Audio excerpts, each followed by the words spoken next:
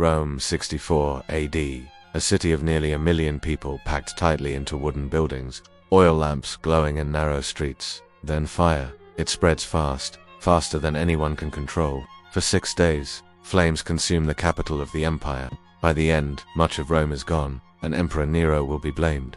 Later rumors claimed Nero played music while Rome burned, but Roman historian Tacitus, writing decades later, says Nero was not even in the city when the fire began.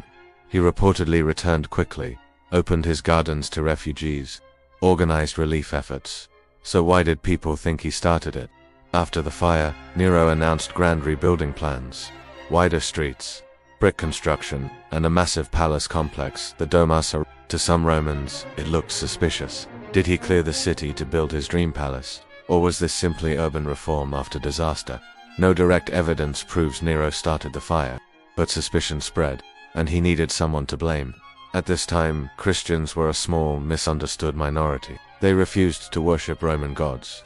They refused emperor worship. They met in private. To many Romans, they seemed secretive, strange, unpatriotic. They were the perfect scapegoat. Tacitus describes brutal punishments: Christians arrested, some executed publicly, some crucified, some, he claims, burned as human torches in Nero's gardens. Tacitus was not a Christian. In fact, he disliked them. Yet even he wrote that the punishments were excessive.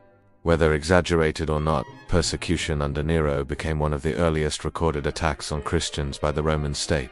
Tradition later claimed that figures like St. Peter and Paul the Apostle died during this period, though historical certainty remains debated. But here's the complication: most surviving accounts were written decades later, by senators who hated Nero, by Christians who saw him as the first great persecutor.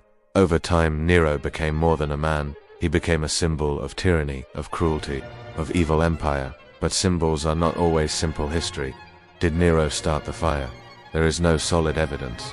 Did Christians suffer under his rule? Ancient sources say yes. History remembers Nero as a monster, but history is often written by enemies and survivors, and sometimes the truth burns away, leaving only the story.